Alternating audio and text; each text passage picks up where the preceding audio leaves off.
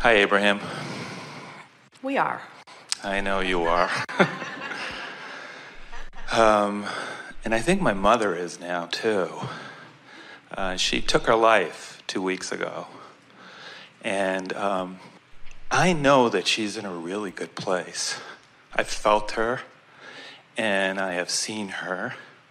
And she was in a really bad place, it seemed, from my perspective, for a very long time. It wasn't a surprise that she did it. And, well, it was a tremendous relief to her, was it to you? Yeah, it was.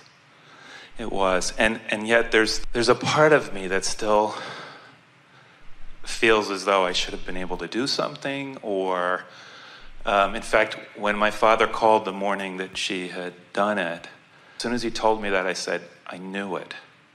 I had said goodbye to her on Sunday. And there was a part of me that knew it, and I didn't go there. So I guess part of me is feeling like, well, is there something that I could have done or should have done? And then I think, no, I wouldn't have wanted to do that. I wanted her to feel that relief. I wanted her to finally not be so sad anymore and not make my father so sad and all of that.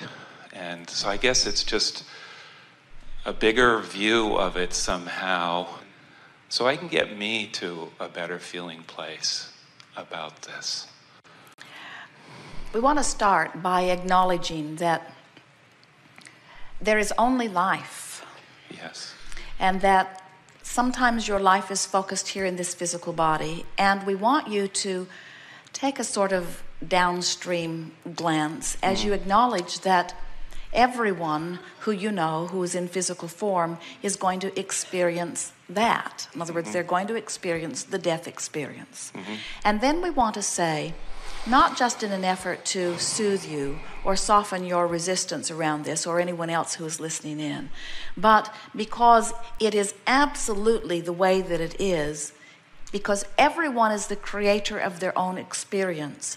Every death is self-inflicted, as is everything else. So you want to be able to say and know that every death is suicide, but the word suicide has that negative attachment to it. And the negative attachment that many people place upon it, besides the religious connotations that they have conjured, but the one that you are fashioning here is about the feeling that there could have been other ways of going about this, and shouldn't she have tried some other things? Esther remembers receiving news like this of a dear friend that she had met through her Abraham work. And when she received word that this woman had taken her own life, the thoughts that were going through Esther's mind was, this is wasted life. It's a waste because it didn't have to be that way. We had to sneak up on her when she wasn't thinking about it and sort of throw a thought in that eventually soothed her back into alignment.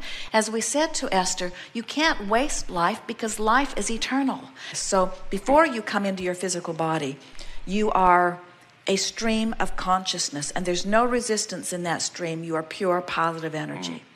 Then you're born into your physical body, and it separates a bit just because of, even as an infant, your observation of what's going on in that limited world. Your vibration is not as pure as it was just by your attention to your surroundings and to how your parents feel and so on. For the most part, you are trained, even as little children, into a responsible observation of life experience that serves to separate you more and more. Thus, the answer that we gave to the little child who said, why are grown-ups so grumpy? The longer they live, the more they find to push against and cause further and further separation in their vibration. Then some, especially those who powerfully remember this feeling of alignment, will find drugs, or they'll use alcohol. They'll find something to attempt to close this gap. And to the extent that the substance distracts them from what they're fussing and worrying about, they do achieve a sort of vibrational relief or change in it. So then they're disconnected. They find meditation. They come into alignment. They come out of meditation and they start worrying again. They go out of alignment. They go to sleep. They come back into alignment. They wake up. They come out of alignment. They take a nap. They go into alignment. They wake up. They go out of alignment. They find something to appreciate. They come into closer alignment. They find something to criticize. They go more out of alignment. In other words, most people are not tending to this on purpose. But the more they live life, the more this calls them. And the more this calls them when they're doing this, the worse it feels. Until some, like your mother, who remember at very deep levels, begin to hear the call of Source. And the call of Source, people don't want to hear this. Sometimes the call of Source, that death experience is a closing of the gap. Talk about a quantum leap. Talk about a moving of vibration powerfully, you see. There are those who want to control the conditions of your life, who would tell you that you don't even have the right about that. And we want to say to everybody who attempts to control anybody, you can't do it. And to the extent that you try to do it, you're messing up your own life. So we would say about those, like your mother, and to them as well, that decision was not easy in coming. And that powerful decision was an act of deliberate creation. And it was the ultimate in discovering what allowing truly is, because in one fell swoop, there was a releasing of all contradicted energy and a reemerging back into pure positive energy. So we know that there are many, even those in this room, who are not having any of this from us. In other words, Esther remembers another friend who had been listening to Abraham for quite some time. And she was very upset with Abraham because she felt like Abraham's perspective on death was such that it had literally given her daughter permission to take her own life. And we said to this grieving mother, "So what was your daughter's life like?" And she described briefly the intensity of the pain and struggle and strain that she was living.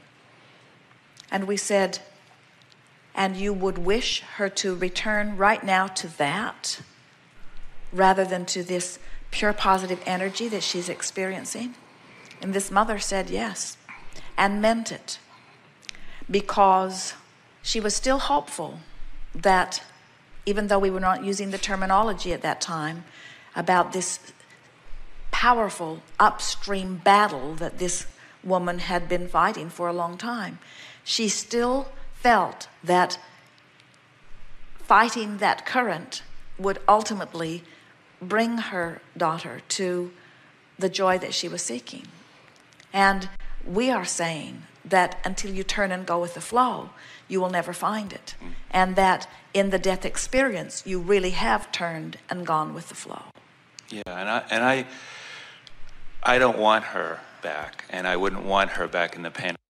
I guess the other part of my question is how do you understand 40 years of such?